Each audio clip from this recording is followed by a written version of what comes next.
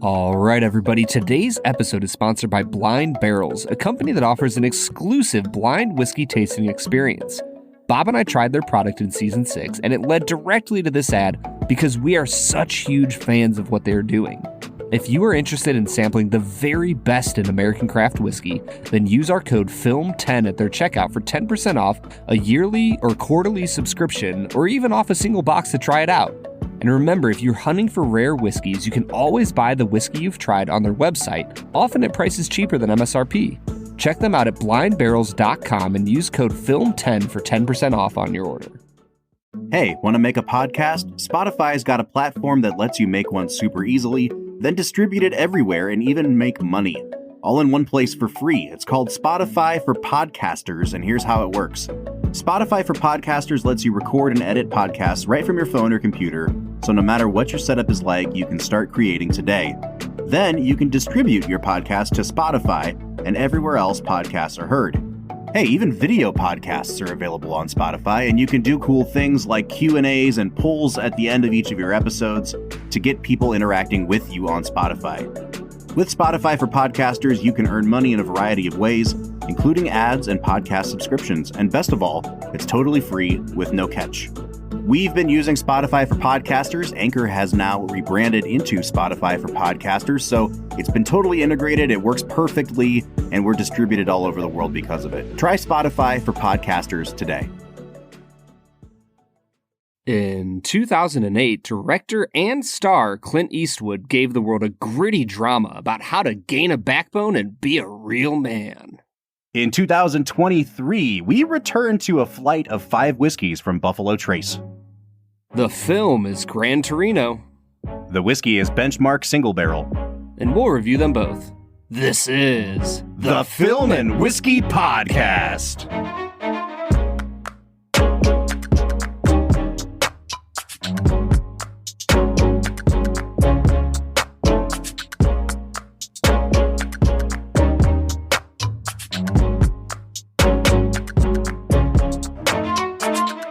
Welcome to the Film and Whiskey Podcast, where each week we review a classic movie and a glass of whiskey.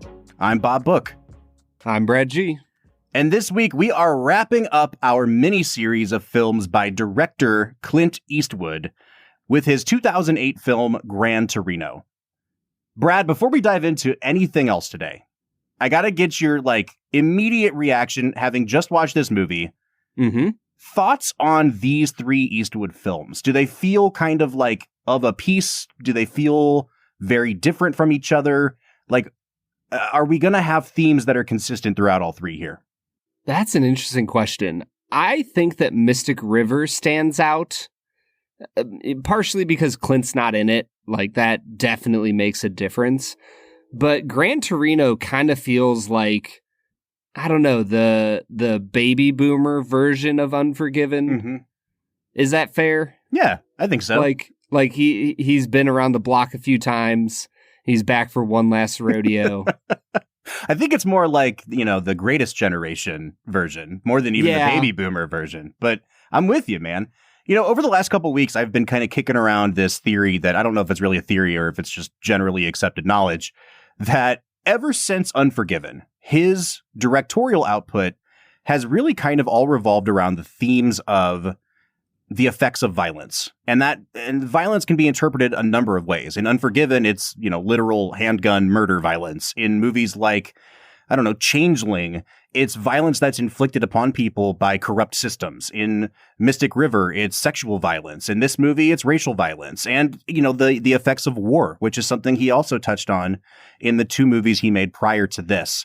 I really do think when you view any one of Eastwood's movies post Unforgiven through the lens of how is this movie about the lasting impact and effects of violence, it really did help me reframe a number of his movies. And it actually gave me a much greater appreciation for this movie than I would have expected coming into it. Mm-hmm. Brad, I'd seen this movie when it first came out, and I thought that it was a much more simplistic and kind of, frankly, amateurish movie than some of the ones that he had been making. He wins the Oscar, obviously, for $1 Million Baby, and then he has this incredibly ambitious back-to-back 2-movie stretch where he does Flags of Our Fathers and Letters from Iwo Jima. which basically tell the opposite sides of the story of Iwo Jima from the American and the Japanese side of things. And they're both really brilliant movies in their own right. But for Clint to take on something that ambitious, especially at that age, I think people were really like lauding him just for the attempt in that way. And then Gran Torino comes out. And I think because it was so different and it seemed like such a return to form and it was on such a smaller scale, I actually think people swung the pendulum too far the other way. And they weren't willing to go along with Clint and what he wanted to tackle in this movie. And they basically just dismissed it as like, oh, it's Dirty Harry as an old man. Yeah, I don't know if I would have thought about that, especially the Dirty Harry reference. I mean, I've only ever seen the first Dirty Harry. So maybe there's, stuff in the other ones that would point towards this being a continuation. Yeah. I think it's more just like the, guy taking matters into his own hands, the political incorrectness of it, like the fact that he's driving a Ford, the fact that he's doing the growly Clint voice again, Yeah. And there's just a number of things that it seems like in a lot of ways, I actually think he's using this movie to comment on Dirty Harry and not relive Dirty Harry. Yeah. That's interesting to me. I think for me, Gran Torino is a movie that when I came into it, I knew almost nothing about Clint. This might be my first Eastwood film I'd ever seen when it came out. So this was like my introduction to Clint. And I remember walking away from this film just thinking, wow, he knows how to play a racist guy really well. That was That's my the big takeaway. Yeah. That was 18-year-old Brad's takeaway from this film.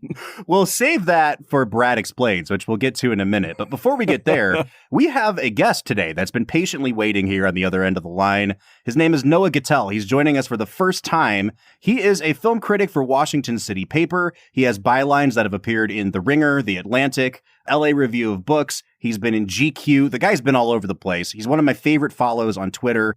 Noah, how are you today? I'm great. And I was listening to your theory with great interest. I'd love to know how Space Cowboys fits into the consequences of violence theory. It's violence against the ozone layer, man. Come on. I totally forgot that Eastwood directed that movie. He directed it. He also directed Bridges of Madison County this time, Midnight in the Garden of Good and Evil. I really like your theory. I just think every now and then in his filmography, he stepped out to make like a kind of silly movie. And maybe we just need to like bring it a little closer. It's like every movie post Mystic River follows this theory, Like... All right, so Noah's going to help us break down this movie because, Brad, if I'm being frank, I think this is the trickiest movie of the three to review, even though last week's movie was about, people dressing as cops and priests and molesting children. And like this movie, I think if you read it at surface value or at surface level and face value, I think it is #problematic. And I think you can easily dismiss what the movie's really trying to say because it is really deeply buried in a not very good script and underneath a ton of racial slurs. Yeah. And yet, however, I think Eastwood is not just trying to comment on those things, but he's actively using that form to comment on, like he did with Unforgiven, on himself, on his own career, on America. I really walked away from this movie having a ton of respect for what Eastwood did as a director, especially, like I said, taking a script that I don't think is that good and doing a lot with it. Well, I was just going to say, I think his presence makes it better just because for all those reasons. When Eastwood is in a movie these days, it's not just a movie. It's a comment on the evolution of the Eastwood persona. He has been this symbol, like, as you rightly point out, of violence, often of American violence, sometimes of state violence, in the Dirty Harry movies. And I think in the hands of someone else, Roger Ebert in his review mentioned maybe one other person who could have played this role would have been someone like James Garner. But he points out, he's probably too nice. And Clint Eastwood is not really nice at his core. So I think in the hands of anyone else, it would have been pretty close to a disaster. But when you add this other layer of we are watching Eastwood comment on his own persona, that makes the whole thing go down a lot smoother because we're almost a little detached from it that way. I think it's a good point. And I guess I want to ask you this because Brad and I have been, like circling the drain with it a little bit for the last couple of weeks, but Eastwood commenting on his own persona and in some ways, I don't want to say condemning it, but definitely contextualizing it. And, like in the case of Unforgiven, it does seem like he kind of comes down on the side of like, sometimes these horrific acts of violence are necessary, and yet you can't divorce necessary acts from the effect that it has on a person's soul after the fact, even if it was necessary. I guess my question is, with a movie like Gran Torino that came out to, pretty substantial critical acclaim and was one of the biggest hits of his career, why do you think that, for the most part, general audiences seem to miss the fact that he's commenting on these things and continue to read them as if he's like championing them? I don't know. Does that question make sense? Yeah. I mean, I don't remember what the reaction was at the time from the public. I mean, this movie was a big hit, so people liked it. But, did they like it because they liked that he was racist, or did they like it because he stopped being racist? I don't actually know. But I do think the timing of the movie is really important. This film did come out in 2008, as you pointed out, in December of 2008. A very significant event happened in America in November of 2008, which was the election of our first Black president. And I think maybe at the time, it was just a little bit hard to get past all of the racial slurs and to get past the white saviorism, although white saviorism would continue in film for some time after this. There aren't a lot of examples where the character is really as bigoted and as prejudiced and as vile as he is early on in this film. And I think, if the film had come out 20 years ago or 20 years before that, it might have, those things might not have been as much of an issue. But 1 month after the election of Barack Obama, I'm not sure if the Academy was interested in this. I'm not sure people really wanted to celebrate it, even if they kind of couldn't deny that it had a certain power. Yeah. The fascinating thing to me is that, on a budget of $33 million, which, Clint always keeps himself on a low budget, this made $148 million domestic and $121 million worldwide. Wow. So this wasn't like, coming in just under $270 million. So it's not like this film only played in America. Like, it played overseas and made some good money out there as well. I think they like Eastwood in Europe, if memory serves. And this film was nominated for the César Award at like the French Oscars for their like best non-French film. So they liked it at least. I know that. I think Eastwood chaired Cannes the year that Pulp Fiction won the Palme d'Or. So like they have always really embraced Eastwood as, not just as an actor and like an icon of cinema, from the Kaiju cinema days, but like as an auteur. I really think that they examine his movies at a much deeper level than American audiences typically do. And speaking of examining movies really deeply, our resident film critic here, Brad G, has seen this movie for the second time now, Brad? I think this is my third time. Okay, wow. That might be a record for you, dude. Yeah, it very well could be. So if you're new to the show, the conceit of our show is that I grew up a huge movie nerd. Brad grew up not watching quite as many films as I did. And so I took the opportunity to introduce him to some of my favorite movies and some classics that he had as blind spots. And we've just continued on with it for 7 seasons now. But what that usually means is that Brad has seen the movie just for the first time. And because of that, we instituted a little segment that we like to call Brad Explains. Brad's gonna give us the movie plot with only 60 seconds ticking on the clock. So let's go ahead and hear your take with this little segment that we call Brad Explains. That's right, Brad Explains, the part of the podcast where Brad breaks down the plot of the movie that he has just seen, often for the first time. Brad, as you know, you get 60 seconds on the clock to explain the plot of Gran Torino. I have my finger on the censor button ready to go because I don't know how much trouble you're going to get us in with this movie, but you have 1 minute and go. Clint Eastwood is playing a older gentleman named Walt Kowalski, who has just lost his wife. He lives in a neighborhood that has slowly changed over time and largely has a minority Hmong population living in it. His new neighbors are a young Hmong family who slowly endears themselves to him, mostly through the use of food and attention. But he takes a young man named Tao under his wing to help keep him away from the gangs that are trying to lure him in. And this becomes violent after a while, leading to Clint going to confession for the first time in probably 87 years with a very young, crappy priest named Father Janovich. And he then goes and sacrifices himself like Jesus so that Tao will be able to have a future. Is that how the story of Jesus goes? I mean, he lies on the ground in crucifix. That's true. Or cruciform. It is, it's pretty hard to miss that symbolism there at the end of the movie. It's as close to a literal white savior movie as I think we've ever had. Well, I mean, and like there's like blood like spilling out from under his wrists. Yes. Like he got pierced in the hands for our transgressions. Oh man, this is going to go off the rails real quick today, you guys. We've got a lot to talk about. Brad, I'm going to let you steer the ship here because there's a lot of things. I have many thoughts on this movie. A movie that I will say I liked quite a bit and was not expecting to after the first, say, 35 minutes of this movie.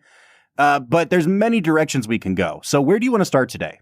I want to get the bad stuff out of the way first so that we can focus on the good stuff because I really do like this film. But I'm just going to go out there and say it. The only reason this film could even come close to working on a just a film standpoint. We'll get to all the other things later.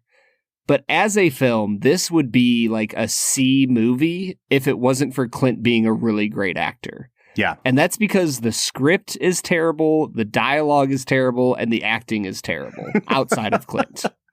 So, and I'm just going to put it that bluntly. I don't know how you guys feel about it. Well, I mean, Clint has been doing this thing of late where he really likes to use untrained actors in his movies. It's a very neo-realist thing he's been working on here. And this culminated a few years back. He did this movie called The 1517 to Paris.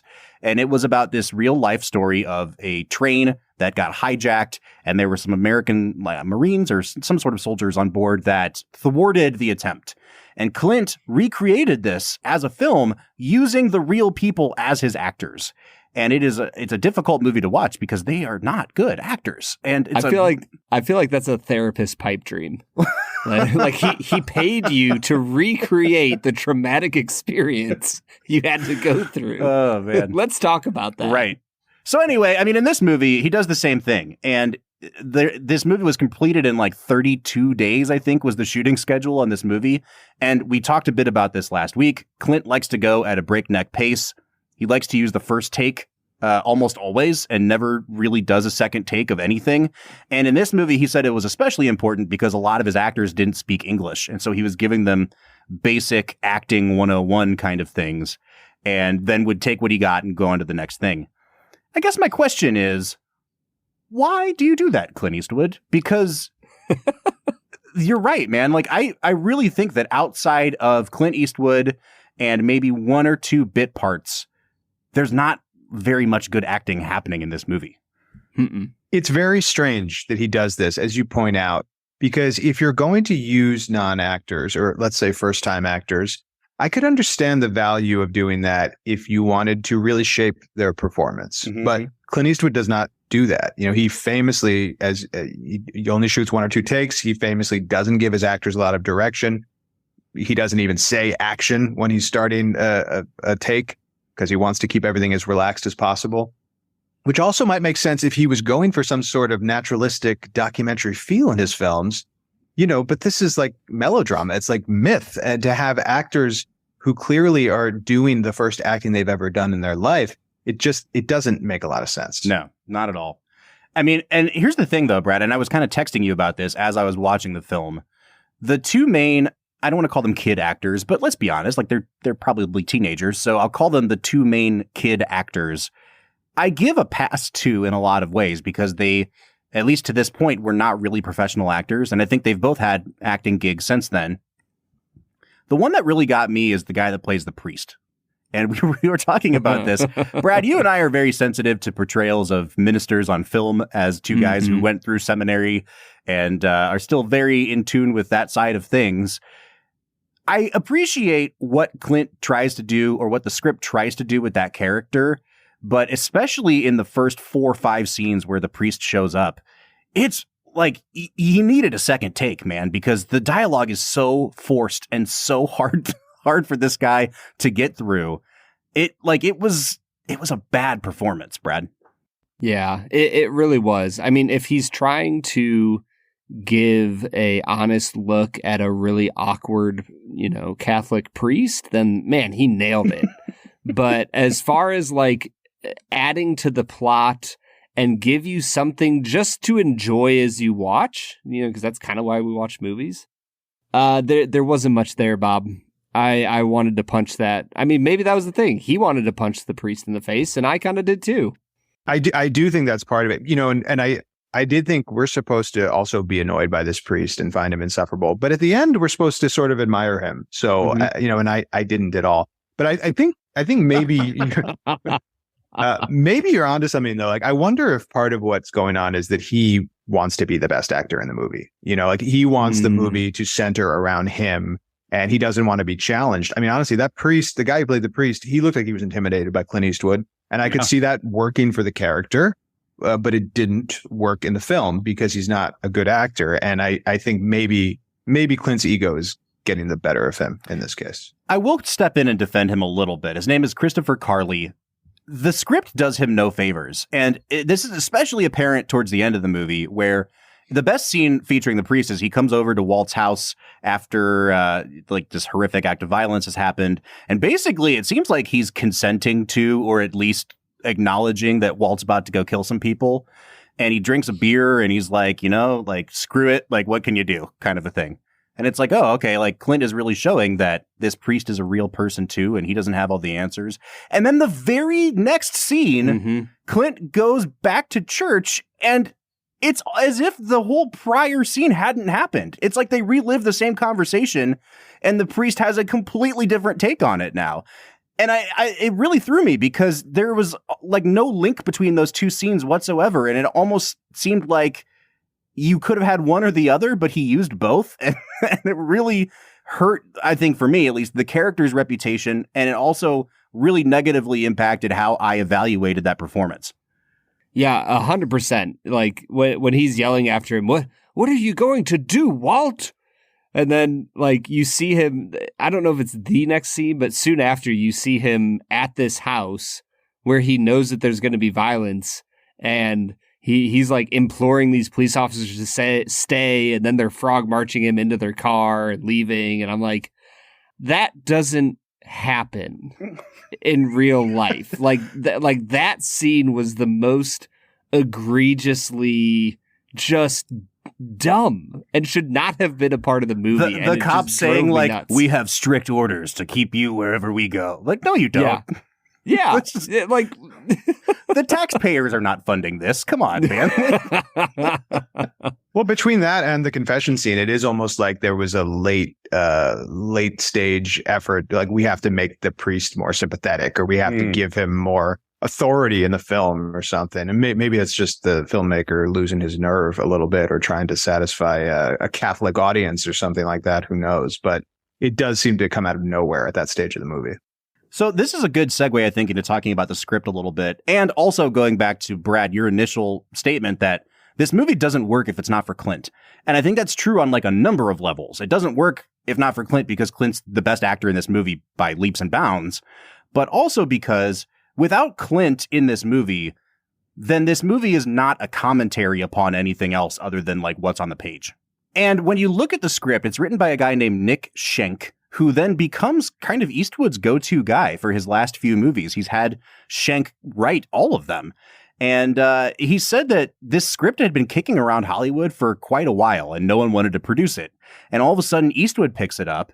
He films the movie in 32 days and then it comes out and Schenk says that he went and saw the movie and Eastwood didn't change a word of the script. And he was amazed. Like, I can't believe this didn't go through a bunch of revisions. And I think it's because Eastwood is so concerned at this stage of his career with making movies that allow him to comment on the things that he feels he needs to comment on before he retires, that the script kind of doesn't matter to him.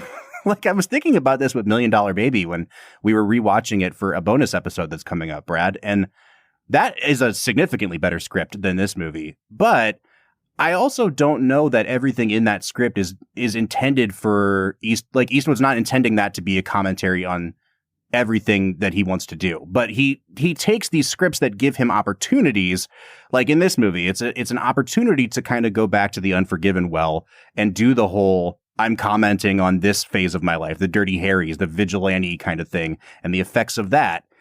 And I just kind of wonder, like, is that really the best approach? Because I feel like Eastwood is probably a smart enough guy that he could have doctored this script a little bit himself instead of just taking it verbatim.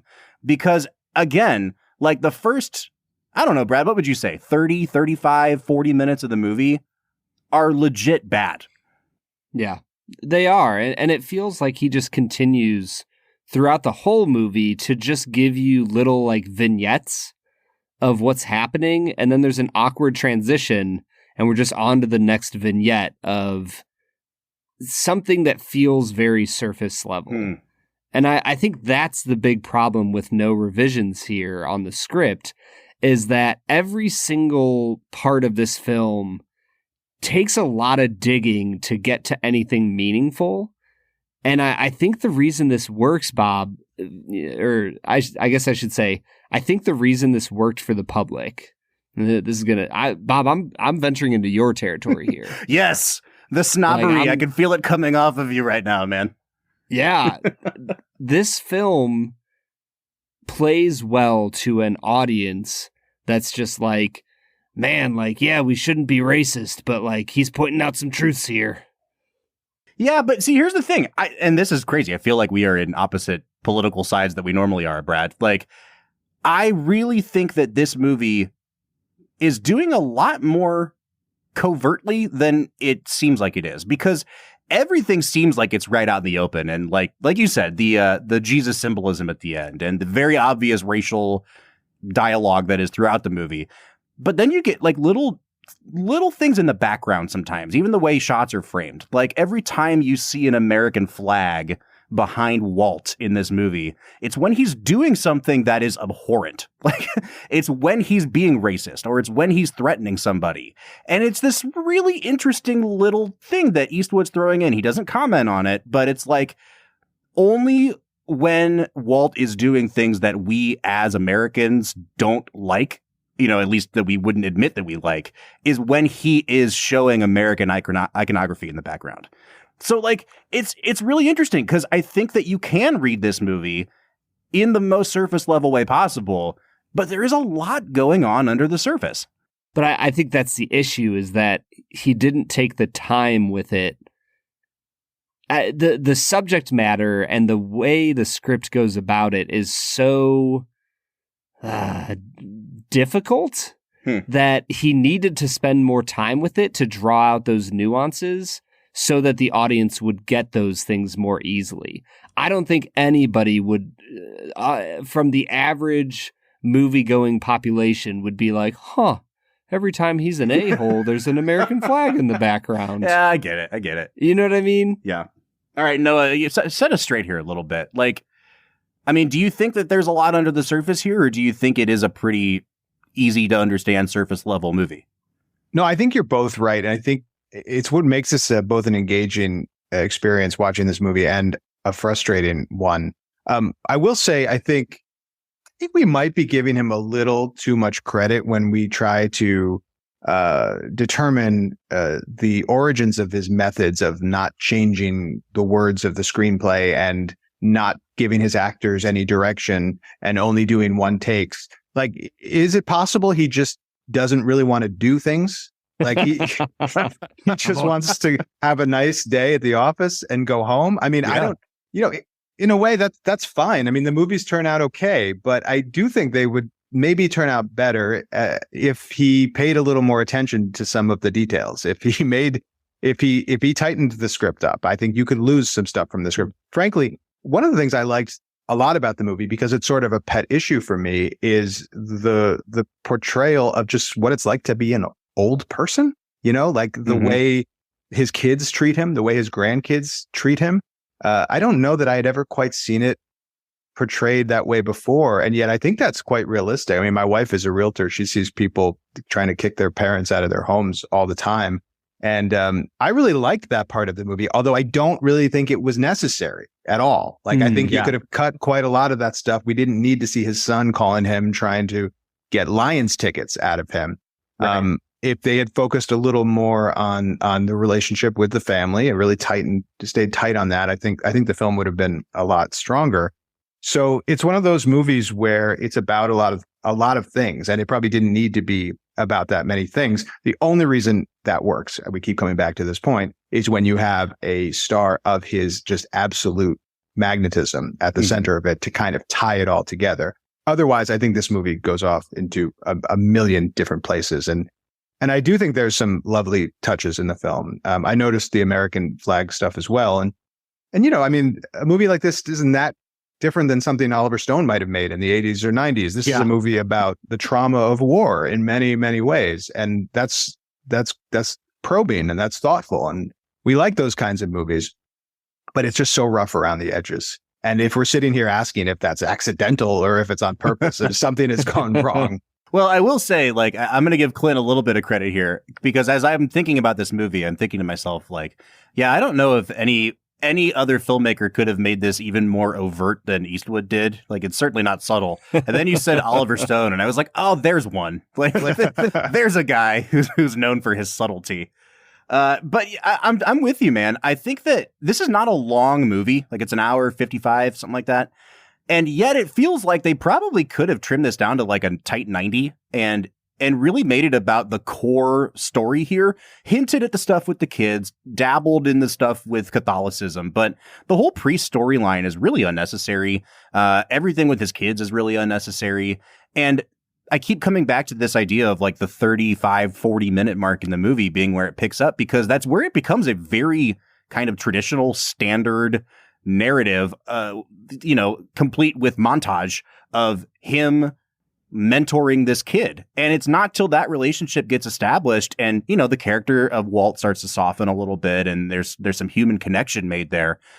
I found myself really enjoying this movie from that point on. And especially that final confrontation with Walt on the lawn of, the gang member's house. It's cut really well. It's paced really well. There's some genuine suspense there. I think the movie really starts to click in that last hour, but it's just so uneven in the early going. Can we talk about his plan a little bit? Yes, please. Yes. So I just want to make sure I understand it correctly. His plan was to get killed by the gang in public in the hopes that the neighbors would be watching and be willing to testify against the gang. Is that correct? Yes. Which relies on a lot of things. Because it looked like the Howard Beale scene in Network, like everyone coming to their windows and being like, what? Because you have to imagine that the neighbors have seen this sort of thing 100 times before. And not only are they going to their windows to look, they're like putting themselves in the way of machine gun bullets to check out what Walt's doing. The plan makes absolutely no sense. They've never seen Clint Eastwood do it. And that's the whole point. That's the thing. They believe in the white savior. He's going to be the one to actually stand up to them. So they got to get a front row seat, man. I mean, it makes no sense, but the reason it works is because we're not just watching it as a movie. We're watching it as a Clint Eastwood movie, and we're watching him instead of Unforgiven, where he uses violence to stop violence. In this movie, he refuses to pick up that gun. He refuses to use violence and sacrifice himself instead. And we see that as an evolution, and maybe a moving evolution. Do you think that the choice to give him, I would assume, lung cancer almost takes away from that sacrifice? I do. Yes. He doesn't need to be dying. That for me was the most confusing thing, where I'm like, if you really want to make that sacrifice meaningful, you shouldn't make it like, well, he's going to die in 3 months anyways, so I might as well die for this kid that I kind of like. There's too many little loose threads hanging off of this plot. They really could have tightened it up. We keep coming back to this idea of like the white savior movie, and around this time is when I think that the discourse started to really emerge about white savior movies, because the following year after this is when Avatar comes out. And that's when everyone's like, you know what? F*** The Last Samurai, f*** Gran Torino, f*** Avatar. Like, it's just like everybody was like done with these kind of movies at this point. I do think that in some ways, though, this movie does comment on that a little bit, even while using the genre or like the form of that, because Eastwood is clearly commenting on his Dirty Harry persona here. But the solution is the exact opposite of what Dirty Harry would have done. And for me, the key scene in this movie, the most moving scene in this movie, is after his neighbor's house gets shot up and the neighbor girl Sue is raped, and she comes home like bloodied and bruised. And when she finally emerges inside the house and Eastwood sees her for the first time, he drops his glass. Eastwood plays that scene beautifully. But it's the first time in the movie that the movie like overtly acknowledges this guy's plans, this guy's anger, this guy's trauma and woundedness from the war and thinking that he has to treat everything as if it is the war is having this kind of effect on other people. And like he is actively screwing everything up for everybody else.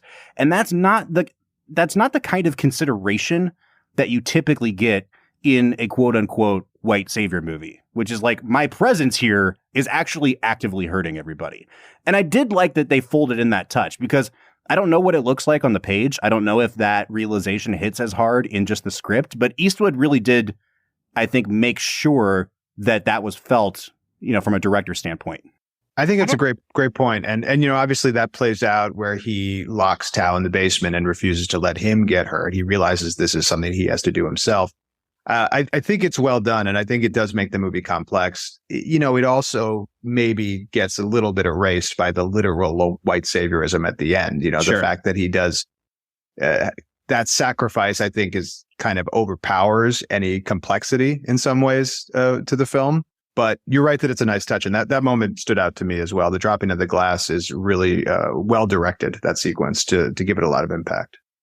And I'm curious because having watched Unforgiven 2 weeks ago, it was, to me, I don't know if this is an obvious homage or, you know, reversal, but Unforgiven, in order for him to enter the game again, he has to drink. And, you know, you have that great shot of him and the kid, and he just takes the bottle and starts drinking when he finds out that Morgan Freeman is dead. And yet here, he's drinking the entire movie. And when does he stop drinking? When he realizes he needs to take action. Oh, interesting. And I just thought that was an interesting thing. I don't know if Clint thought about that, but I think that we're probably thinking about this movie more than any three people on Earth have ever thought about this movie. And that means that it's probably time for us to hit pause, Brad. We need to start drinking this whiskey, the third in our lineup of benchmark products. So we're going to try this single barrel. We'll come back. We'll talk a little bit more about this movie, and we'll segue into talking about things we liked. So what do you say? Let's get to it. So here's the deal, everybody. We just absolutely love producing as much content as possible for Film and Whiskey Nation. But if our regular episodes aren't enough for you, then you can head on over to patreon.com/filmwhiskey, sign up for one of our memberships, and you will get a slew of extra content for your listening pleasure. Check us out on patreon.com/filmwhiskey. Priceline presents Go to Your Happy Price. What's up? It's Kaylee Cuoco.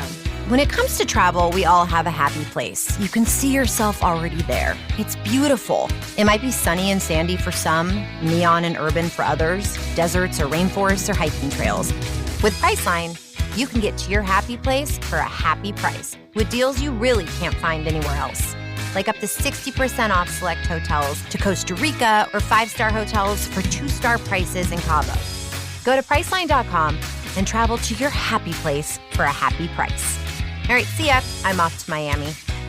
No, actually, wow, look at that. No, I'm going to Hawaii now. Ooh, Cancun looks nice. You know what?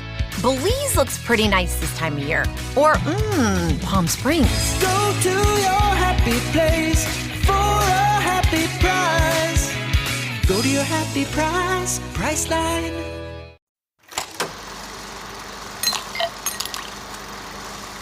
'Cause All right, everybody. Today we are drinking Benchmark Single Barrel, a 95 proof whiskey in this lineup of 5 that we've been drinking the last few weeks. Yeah, we're slowly moving up in proof point. We started at 80 proof. We moved to 90 last week with the small batch. Oh, you're right. 86 to 90. And now we're at 95 proof. I think this is the first time I've ever seen 95 proof on something, Brad. Like, I think you're right. Like, I've Elijah seen a few, Craig, like 90... I think, is 94. Yeah, and I've seen 92, 94, but never like right in between 90 and 100. Yeah, good job, Benchmark. You did it. My wife and I, we shared this image back and forth every once in a while. It's from like, do you remember years and years ago when cake fails was a thing on the internet? Like cakes that got real. No. All right. Well, there was a whole website of like people that bought cakes from the store and stuff was misspelled. Was this on that like Vine? What was that website? Vine. So there's an image of a cake and it was supposed to say like congratulations and the cake says congration and then under congration it says you done it. And so every time either of us accomplishes something very small, we'll just text each other the picture of congration, you done it. Yeah. So Benchmark. This seems like a perfect congration moment for Benchmark. Congrations. All right. I'm a little nervous about this, Brad, because we don't typically like single barrels for the purposes of reviews. And that's because whatever you pick up on the shelf, dear listener, is going to be different than the barrel that we're currently drinking. I want you to do our whiskey segment as if you're writing a letter in like 1943, the French front. My dearest Dolores, I write this to assuage myself of the guilt I feel from... Yeah, okay. So anyway, I'm a little worried about it, is all I'm saying. And after last week, you know, we were split a little bit because you liked the small batch more than I did. I liked the top floor from week 1 a little bit better. And now we're getting into single barrel where some of the rougher edges of a barrel may not be rounded out so much by blending. Mm-hmm. Yep. And especially since they're cutting it down to 95 proof. I just don't understand single barrels that don't release at barrel strength. And I don't mean to be like a barrel strength snob about it. And there's always some good ones, like Russell's Reserve is always really good at like whatever that is, 110 proof or whatever that one might be. But it feels like 95 is a long ways off from wherever this barrel was. Yes, 100%.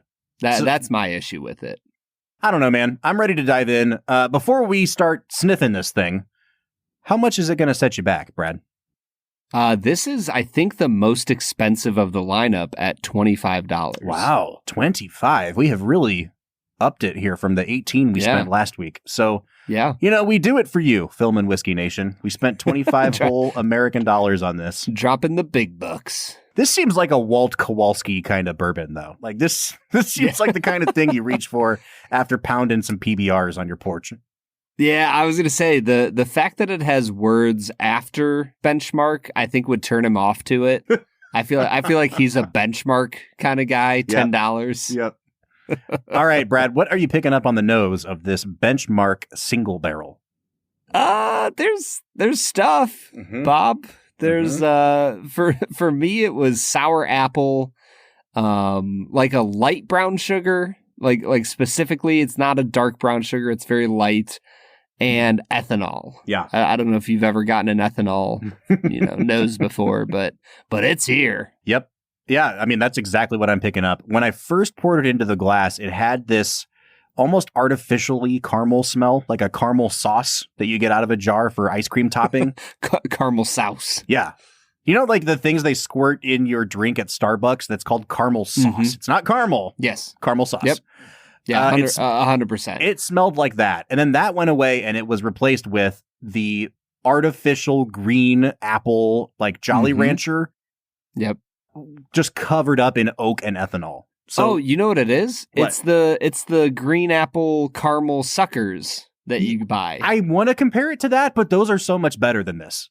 That it's like it's not fair to the sucker, you know? So I'm going to give this a 6 out of 10. It's not like offensive. It's just there's not really much here, and the ethanol is pretty prominent. I'm at a 5.5. It's okay.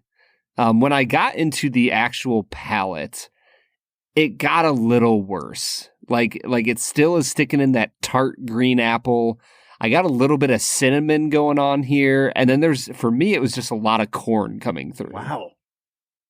Yeah, man, this is, I'm sipping it live. I know you've already tried it, but artificial green apple candy. And I've never tasted a whiskey. You know, I've had like Crown Apple, and we've tried a really lovely one from Traverse City. Their Michigan apple is just phenomenal. Dude, it's so good. This doesn't have like the candy flavor of that, but it's like the LaCroix of Jolly Ranchers. And really harsh ethanol to go with it. It mimics like a spiciness, but it's not spicy at all. I don't get a lot of baking spice on this. It's really just candy apple and ethanol, and it's pretty right down the middle with that. Again, not offensive, but just not really that good. And it's crazy to me that the top floor was 10 times as complex as this. Yes. But once again, I'm only going to give it a 6 on the flavor. I give it a 5 on the flavor, Bob. I'm really struggling with this one compared to the top shelf and the small batch. This is drinking a lot hotter than 95 proof. I almost don't even mean to say hotter, but like once in a while we talk about this idea of the Kentucky hug, where your esophagus cries out for help as the whiskey travels down it. And this one, it not only is it crying out for help, but like I feel like I have heartburn. I feel like I need a Tums after this because of the way that it is just like camping out in my chest. And Buffalo Trace does this sometimes. Usually for me, Buffalo Trace products present as a little more oaky than they are ethanol. But man, this one is just really heavy on the alcohol, like forwardness. Yeah. Yeah. And that's why for me, the finish, I gave it a 5.5. It's almost like a soured oak, a little bit of vanilla. The tart, almost sour apple continues on through to the end. It's not a terrible finish, but it's not great. I had just a little bit left in the bottom of my Glencairn, and it's not like enough for a sip, but it's just enough to kind of get the tip of your tongue wet again. And it was really saline heavy.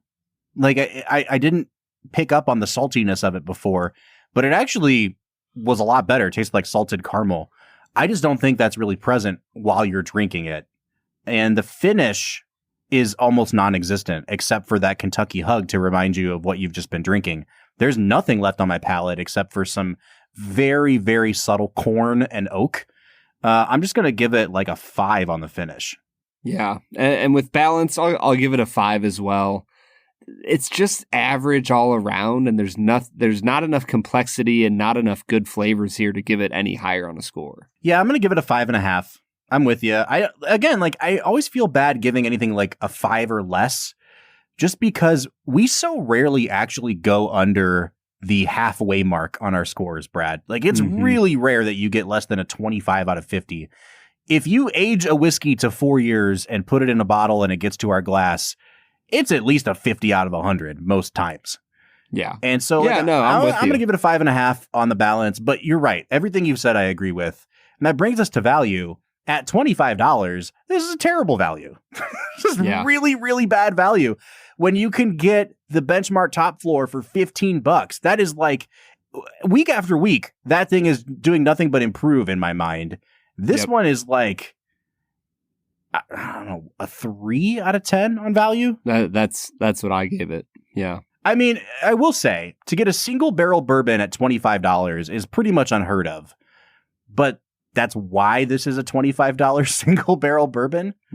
Like, this would not be good enough to bottle under any of Buffalo Trace's other labels as a single barrel. And they just kind of slapped benchmark on it to indicate value. And I don't think it's a very good value. I'm coming out to a 25.5 out of 50, Brad. Yeah, with that 3 out of 10 on value, I'm coming to a 24 out of 50.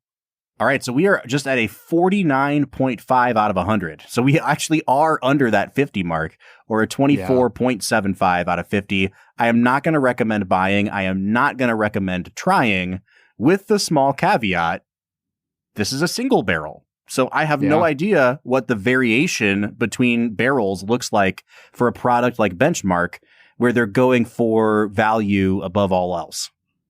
Yeah, I think that it's safe to say that this is a reject from some other, lineup, and that there's just other really great values in the Benchmark 6 that are worth picking up.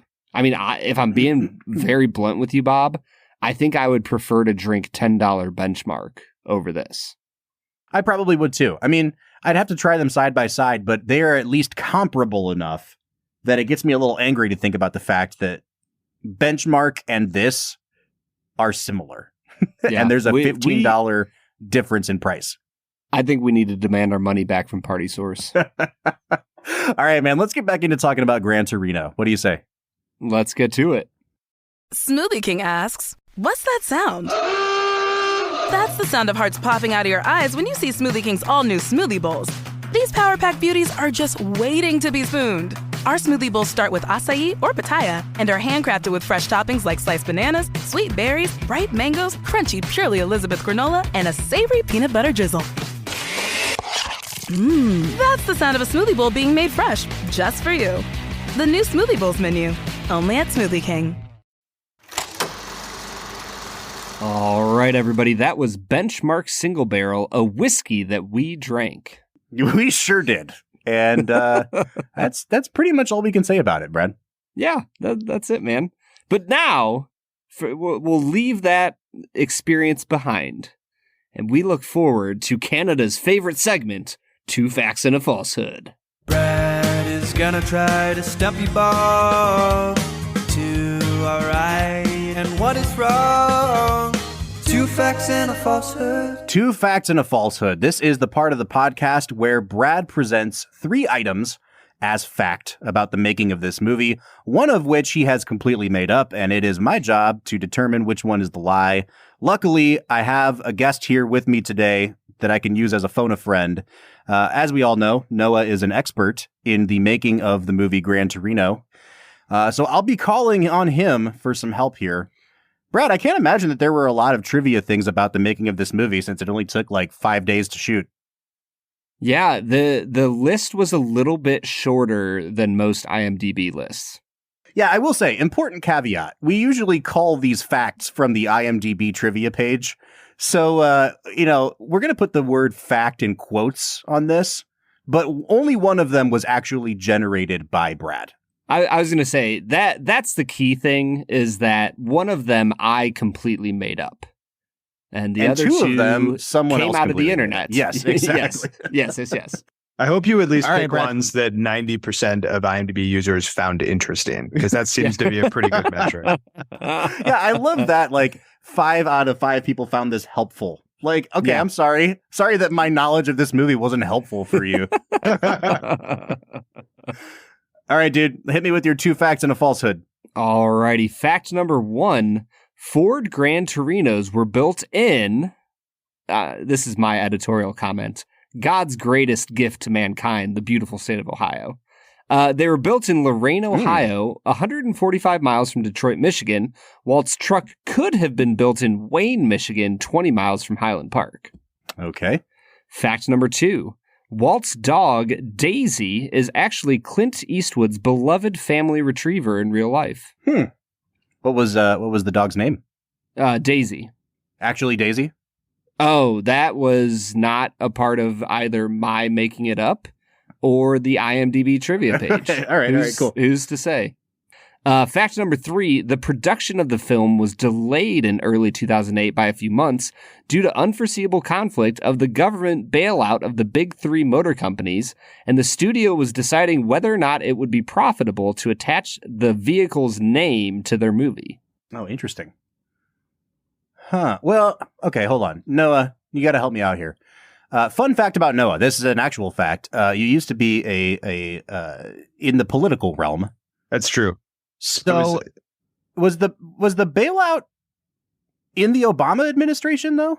No, it happened during the campaign. So Okay. it did happen in 2008, I believe. Okay. I was thinking like, oh man, that might have been like one of the first things that happened under the Obama administration. Now, But, I okay, remember so- those guys, Obama and McCain, like going back to DC during the campaign to hold very important meetings about the bailout. Interesting. Okay. All right, listen, I'm leaning towards 2 being the falsehood just because, there's no name on this dog. This seems like an important part of the fact to leave out.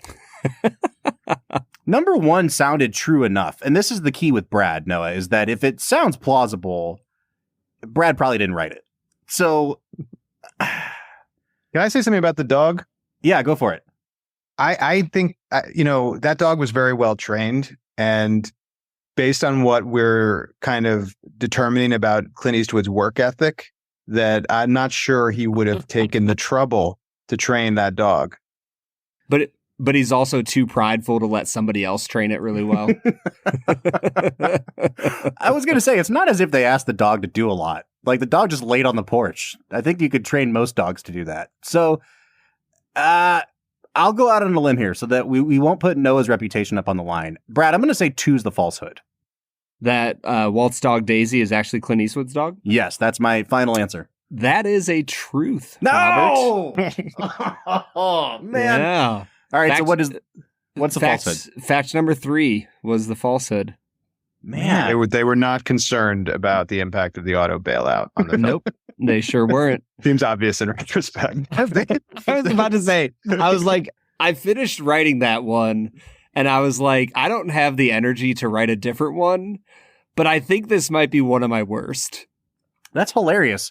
Yeah, I guess that's true. Like, the studio execs would have just been like, Ford's back, baby. Let's feature them as prominently as possible. All right, so I have dropped to 1 and 2 on the season, man. This is not good. Ugh. All right, guys. So we're steering out of my colossal failure in 2 facts and a falsehood, and we're going to steer back into talking about, back into talking about Gran Torino. Car metaphors. Things we liked about this movie. And I'll say, I liked this movie quite a bit. And when I texted you, Brad, during my watch of it, I was around that 40-ish minute mark. And my exact words to you were, Gran Torino es no bueno. And it got a lot more bueno after that. Mm-hmm. It's a good movie. And I feel like we spent a half hour talking about all the things they could have fixed with it. But I would like to go in a little bit on what you thought was successful about this film. Well, for me, what I thought was successful is something that you guys kind of hammered in the first half. I don't know if I actually think that this is a white savior movie. Why is that? Well, so you guys talked a lot about how the family portion of the film just wasn't necessary. And I actually think for me, at least in my final interpretation of the film, those were actually some of the most necessary parts. I'm with you that the Catholic priest, you can get rid of him. He was useless.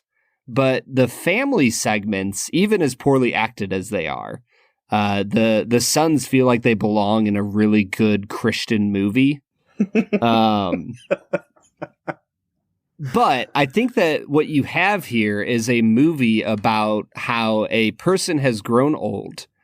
The entire world has changed around him. His children don't care about him. His wife has died. And he finds refuge in a place that he never expected to have found it.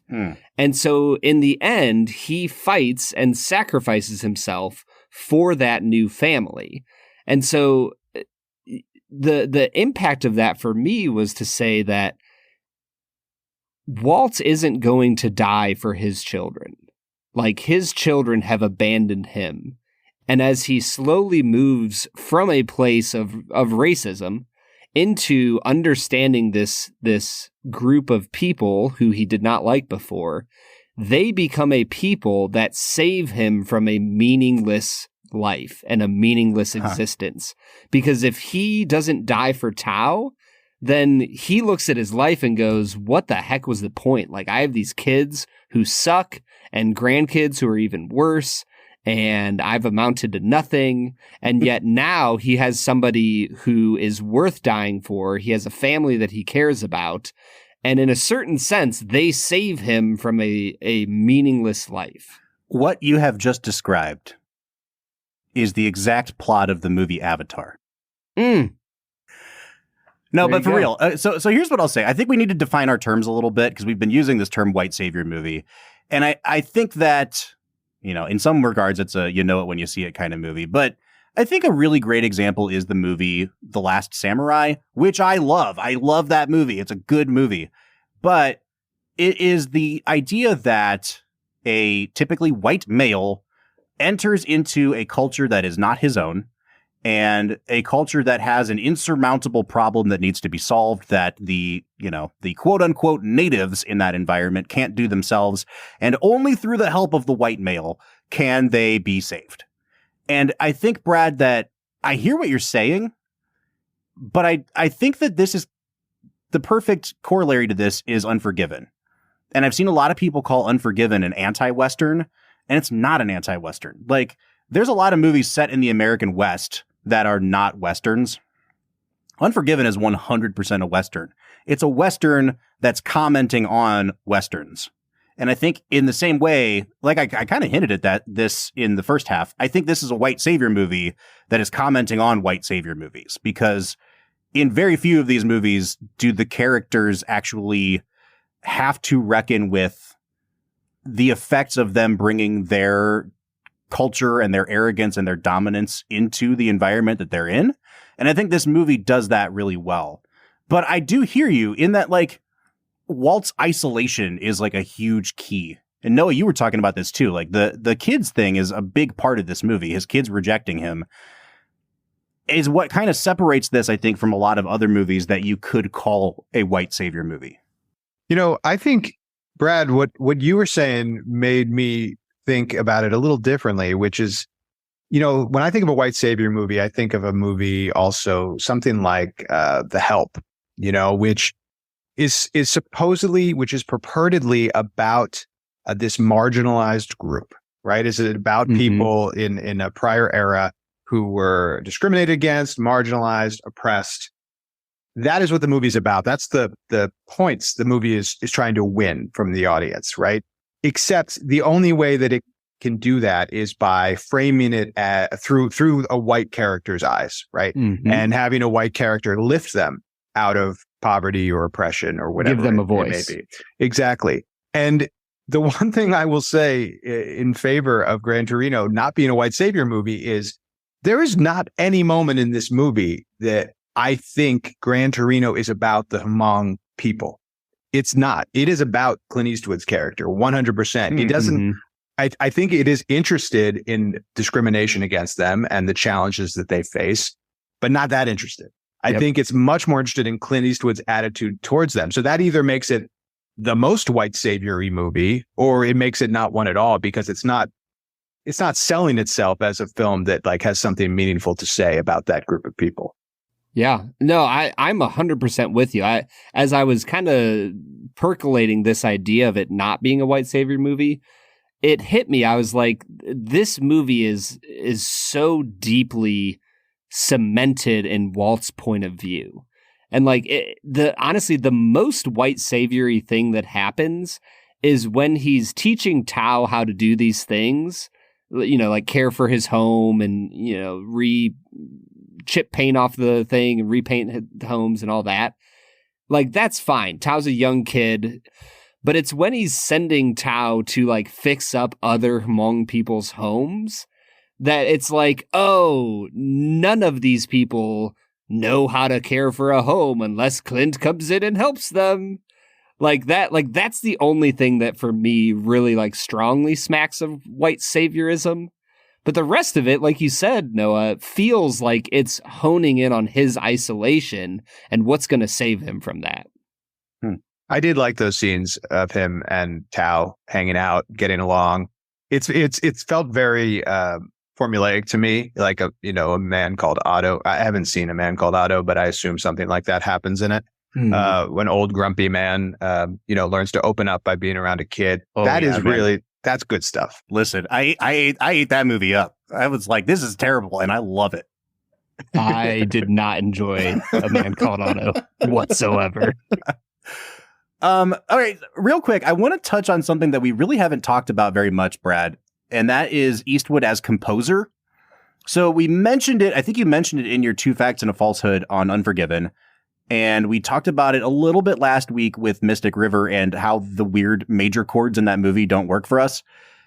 But here, Eastwood does something that's probably the most egregious thing I've ever heard him do as a composer, and I kind of still loved it, and it's when at multiple points in the movie, you're immediately attuned to the fact that he was a Korean war vet.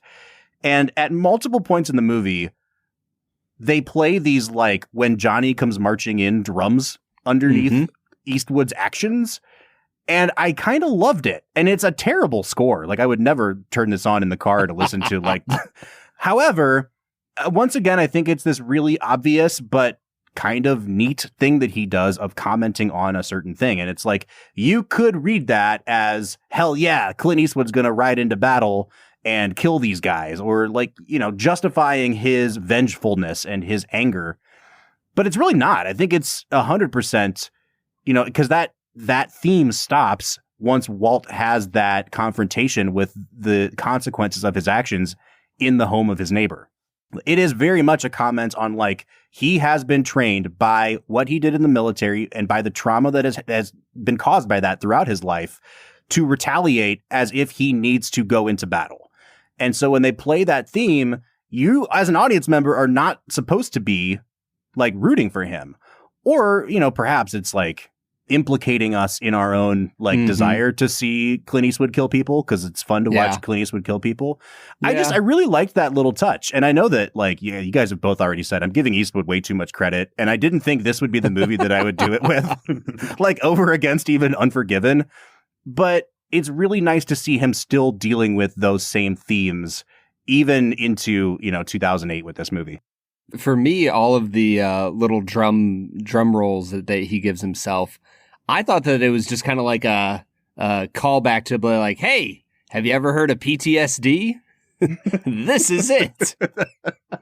Yeah, I can't do it as like I can't name another movie that does that, but I feel like 100 other movies have done that. Yeah. I love that it was like this rah beat. You know, they could have made like a really eerie strings or something when he's having PTSD, but they play it as if it's, you know, the Revolutionary War. And like, it's just a really interesting choice. And there is another interesting choice that, Noah, you were saying that you wanted to mention as well. I did, yes. It goes like this. Gentle now, the tender breeze blows whispers through my Gran Torino. And those are the lyrics to the song that Clint Eastwood inexplicably sings or rasps, I think would be a better word, over the closing credits of this movie. Is it Clint Eastwood or is it Tom Waits? Are we sure? Or is it like late era Bob Dylan that is perhaps singing that song? There's a fine line between rasping well and rasping badly, but this makes it a little clearer, I think. It makes no sense to me why Clint Eastwood sang this song. He does not have a good voice. The lyrics are not good.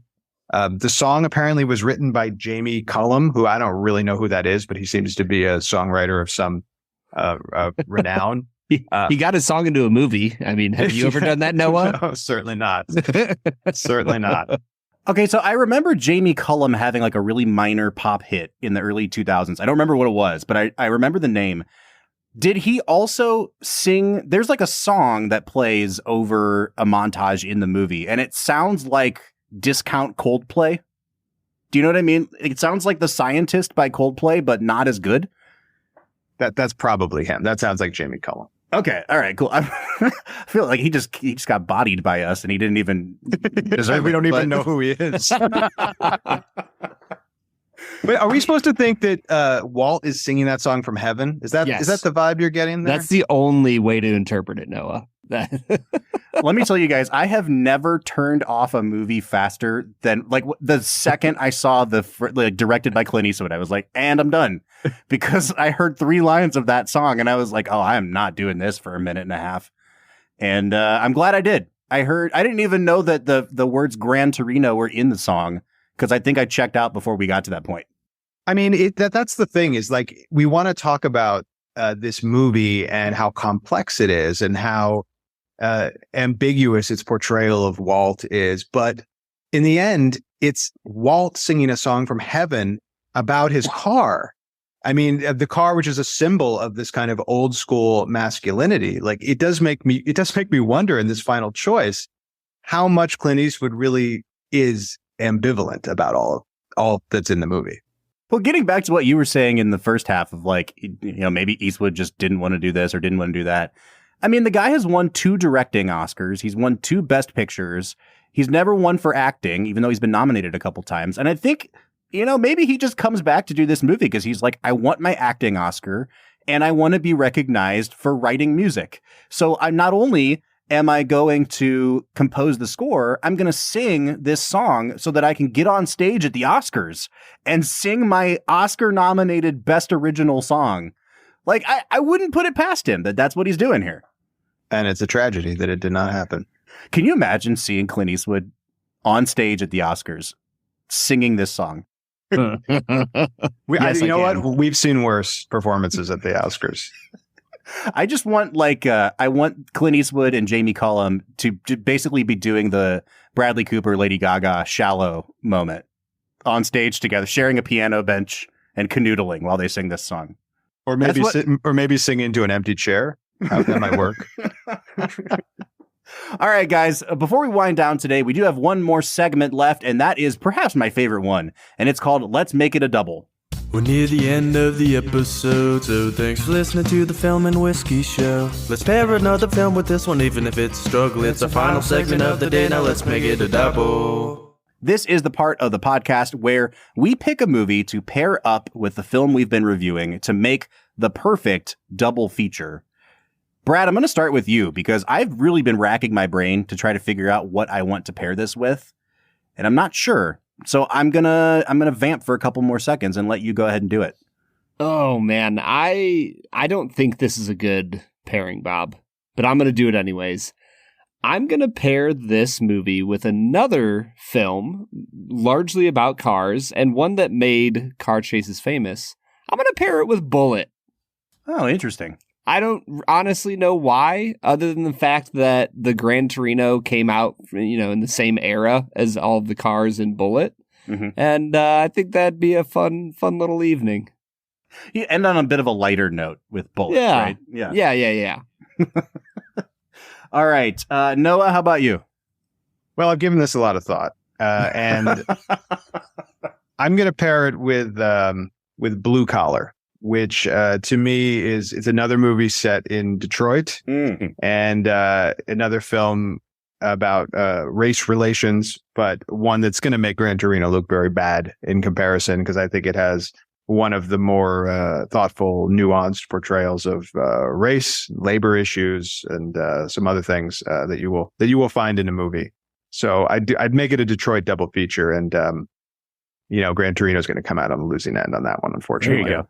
Yeah, I mean, we could just pair it with a ton of Detroit movies. We do Beverly Hills Cop. The obvious choice. Well, he's from Detroit. Axel Foley. Yeah. Okay, here's what I'm going to do, Brad. I'm going to use my Let's Make It a Double to correct an error an omission. So I said earlier that aside from Eastwood, there was only like one or two bit players that I thought were really good. And one of those is the character actor John Carroll Lynch, who I love in every movie he does. Brad, we've had him on the show a couple times before. He played Marge's husband in Fargo. He shows up here as the barber, and he doesn't really have a lot to do. It's one of the more like hashtag problematic parts in the movie because of what it's trying to say about like how men just break each other's balls, like the initiation rites of becoming a man. But I really love him as an actor. We will get around to watching the movie Zodiac one day that he is phenomenal in. But for now, I want to pair it up with another movie that features him really prominently because he doesn't get enough discussion as one of our great character actors. He is really fantastic in a movie that came out a few years ago called The Founder.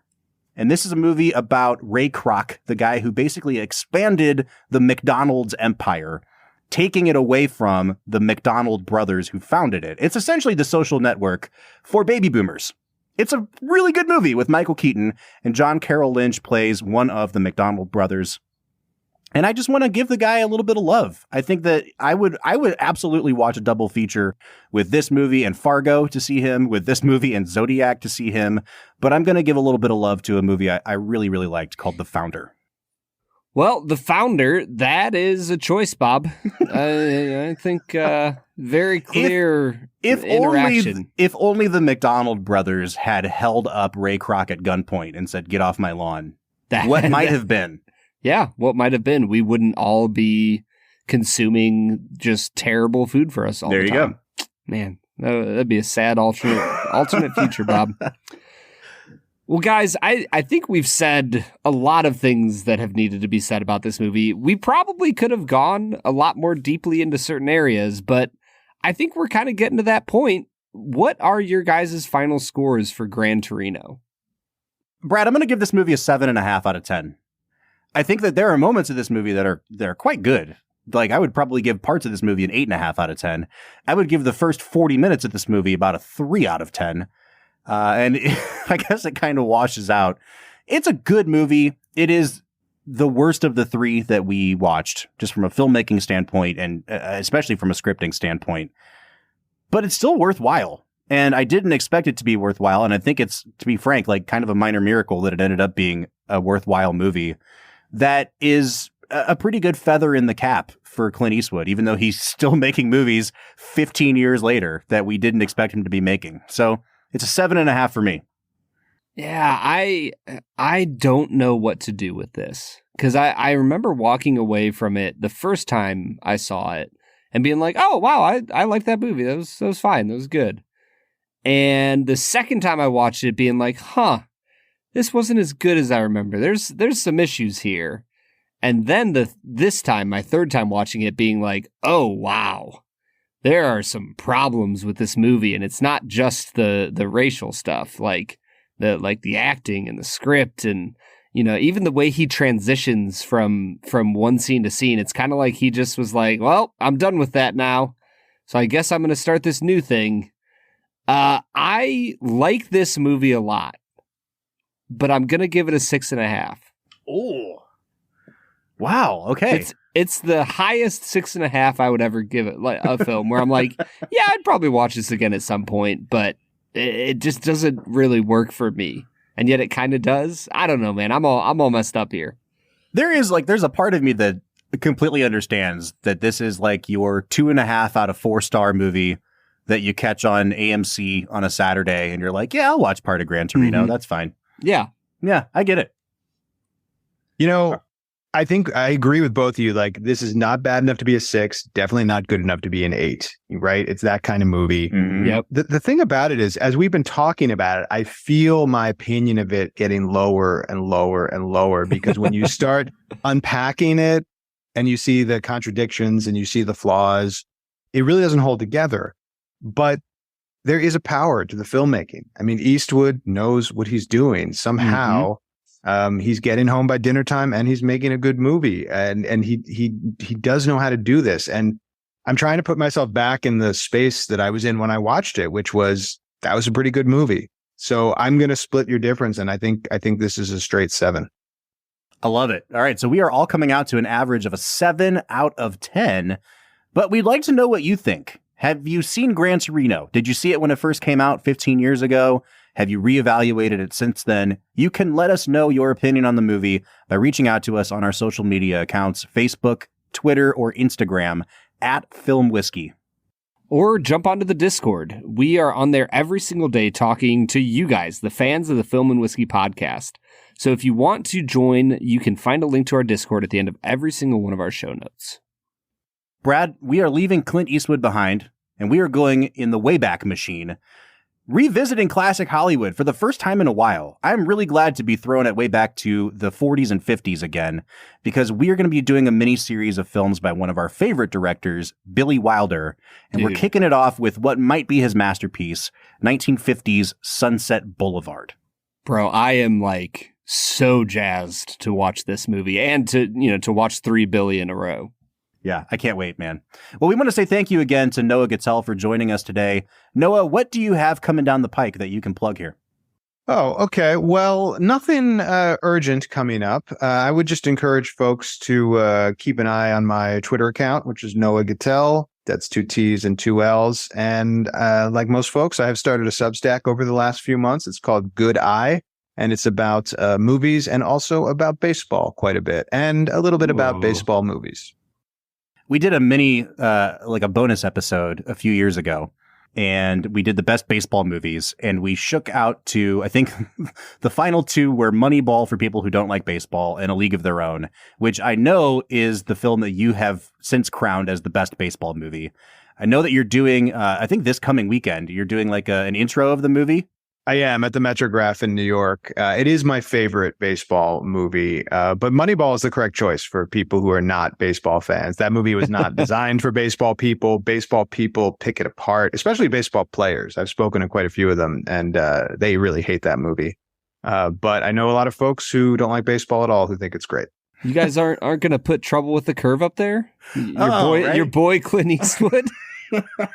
I'm ready to do another pod on Trouble with the Curve. Yeah, listen, man, come back on. We'll revisit the power ranking of baseball movies, and we'll dive deep on Trouble with the Curve. I would love to. All right, that does it for us this week. We will see you next Tuesday for Sunset Boulevard. But until then, I'm Bob Book.